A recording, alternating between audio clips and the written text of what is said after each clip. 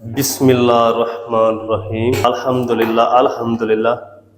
Check करें माशाल्लाह, अचार गोश्त हमारा कितना ज़बरदस्त बनकर रेडी हुआ है। ये देखिए माशाल्लाह कितना ज़बरदस्त अचार गोश्त हमारा बनकर रेडी हुआ है। ये देखिए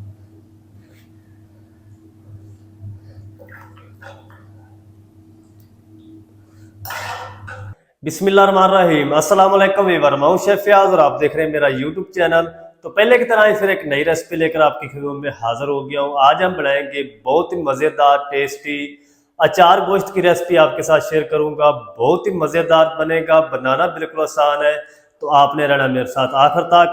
चलें इसको बनाना शुरू करते हैं और देखते हैं ये मज़ेदार टेस्टी अचार गोश्त कैसे बनेगा। मेरे साथ है तो चलें जी, सबसे पहले हम जो अचार गोश्त का मसाला है ना वो रेडी कर लेते हैं। जिसके लिए मैंने एक फ्राई पैन ले लिया है।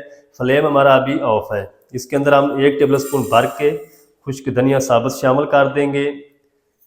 1 टीस्पून यानी 1 खाने का चम्मच सफ़ेद ज़ीरा शामिल कर देंगे और आधा टीस्पून मेथी दाना और 1 टीस्पून सौंफ और आधा टीस्पून काली मिर्च साबुत। फ्लेम को ऑन कर देंगे और हल्का सा ना हम इनको रोस्ट कर लेंगे, बिल्कुल हल्की आंच पे। अगर आपके पास बाज़ारी अचार गोश्त मसाला है तो आप वो भी यूज़ कर सकते हैं, लेकिन जो आप अपने हाथ से बनाएंगे ना इससे ज़्यादा टेस्ट आएगा।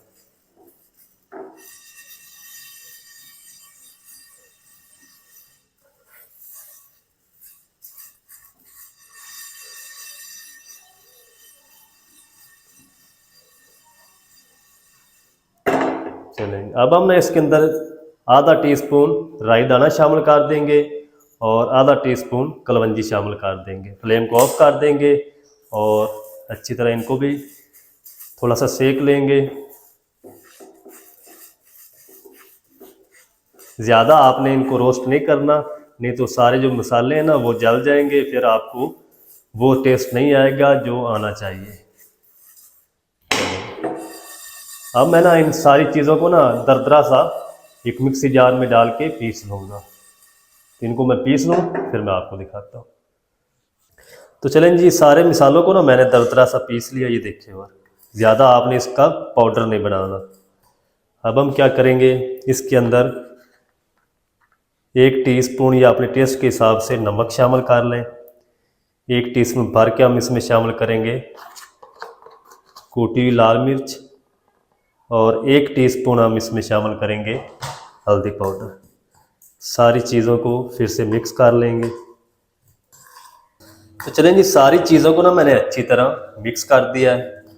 इस टाइम पे आके ना हम इसमें शामिल कर देंगे 1 लेमन का जूस,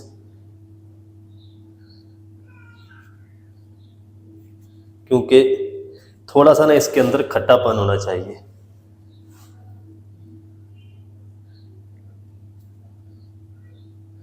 आजकल गर्मी है तो गर्मी में जो लेमन है ना ये भी अंदर से खुश्क हो जाते हैं और ये जो बीज हैं ये हम निकाल देंगे। चलें, अच्छी तरह ना फिर से मिक्स कर लेंगे। चलें जी, मसाला हमारा अच्छी तरह रेडी हो चुका है। अब हम इस टाइम पे आके ना, ये मेरे पास है तकरीबन 6 अदद हरी मिर्च। अच्छा, अगर आपको बीज ना चाहिए, ज़्यादा तीखा ना चाहिए, तो फिर आप ये जो बीज है ना वो अंदर से निकाल सकते हैं। जिनको इस तरीके में काट लगा लिया है। काट लगाने के बाद इसके अंदर ना हम ये मसाला भर के रख लेंगे। चलें, इसी तरह सारी मिर्चें मैं भर लूँ मसाले से, फिर आपको दिखाता। तो चलें जी, सारी मिर्चें मसाले से भरी जा चुकी हैं। इनको हम साइड पे करते हैं और अब अगला काम शुरू करते हैं। तो चलें जी, अब मैंने एक इस तरह का कुकर ले लिया है और फ्लेम को ऑन कर देंगे। बिस्मिल्लाहिर्रहमानिर्रहीम। इसके अंदर ना हम शामिल करेंगे आधा कप कुकिंग ऑयल। तो मैं बीफ में बना रहा हूँ इसलिए मैं कुकिंग ऑयल का कम इस्तेमाल कर रहा हूँ। ये मेरे पास 2 किलो गोश्त है। ये तकरीबन बोनलेस में ये सारा 3 से 4 अदद इसके अंदर हड्डी है, अच्छी तरह वाश कर लिया है। ये हम इसमें शामिल कर देंगे।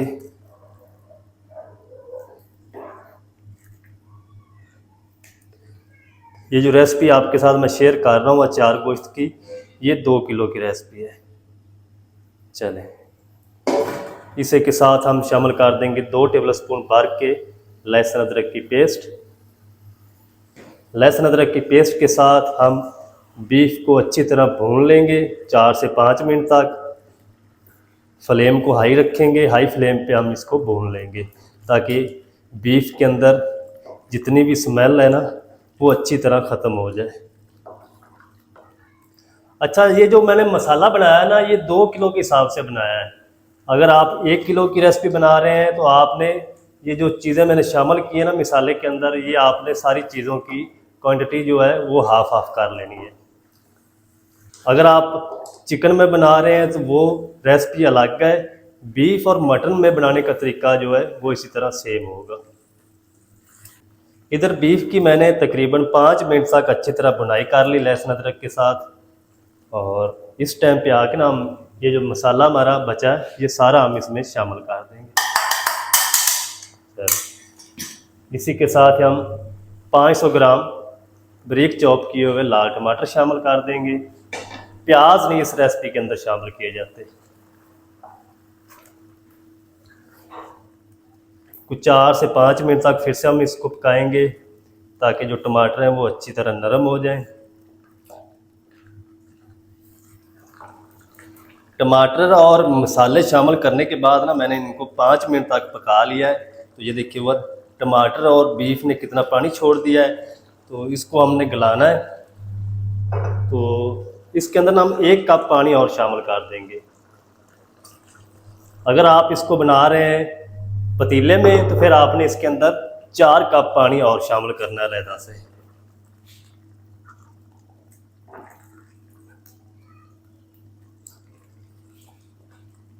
चलें, अब हमने इसको ऊपर से कवर लगा देंगे। ऊपर हम वेट भी लगा देंगे। तो कुकर को मैंने ऊपर से कवर कर दिया है। विसल स्टार्ट होने से पहले हम फ्लेम को हाई रखेंगे। जब विसल स्टार्ट हो जाएगी तो फ्लेम को हम मीडियम टू लो कर देंगे। मीडियम टू लो आंच पे हमने इसको 15 से 18 मिनट तक प्रेशर देना है। तो 15 से 18 मिनट में ये अच्छी तरह बीफ जो हमारा वो गल जाएगा।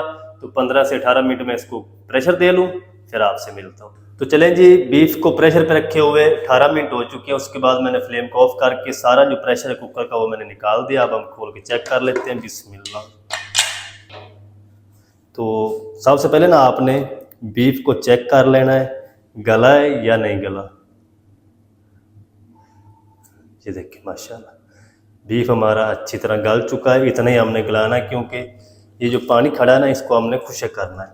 फ्लेम को दोबारा ऑन कर देंगे और तकरीबन 4 से 5 मिनट तक ना हाई फ्लेम करके इसको हम पका लेंगे। ये जो इसके अंदर टमाटर नज़र आ रहे हैं आपको खड़े खड़े, ये भी अच्छी तरह ग्रेवी इसकी बन जाएगी और ये जो पानी खड़ा है ये भी हल्का सा खुश्क हो जाएगा।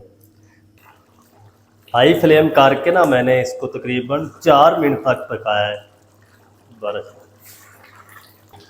तो चलें जी, हाई फ्लेम करके 5 मिनट तक मैंने बीफ को फिर से पका लिया है और पानी भी तकरीबन खुश्क हो चुका है। इस टाइम पे आगे ना हम फ्लेम को लो कर देंगे और इसके अंदर हम शामिल करेंगे ये 4 से 5 हरी मिर्च। ये वो मिर्च नहीं है जिसके अंदर हमने मसाला भरा है, वो हम बाद में यूज़ करेंगे। और इसी टाइम पे हम शामिल कर देंगे इसके अंदर 1 कप दही। दही को मैंने अच्छी तरह फेंट लिया है। चलें, मिक्स कर देंगे अच्छी तरह दही को। दानेदार दही आपने इसके अंदर शामिल नहीं करनी। फ्लेम को लो करके फिर आपने शामिल करनी ताकि दही फटे ना। चलें, अब हम इस टाइम पे आके ना वो मिर्चें लगा देंगे मिसाले वाली।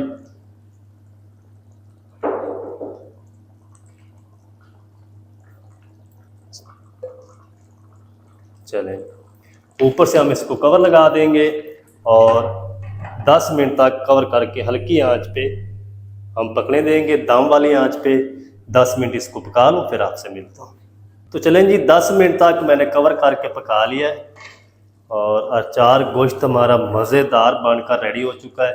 तो दरमियान में ना मैंने एक बार इसको हिला था ताकि ये नीचे लगे ना। तो सबसे आखिर में हम इसमें शामिल करेंगे हरा धनिया।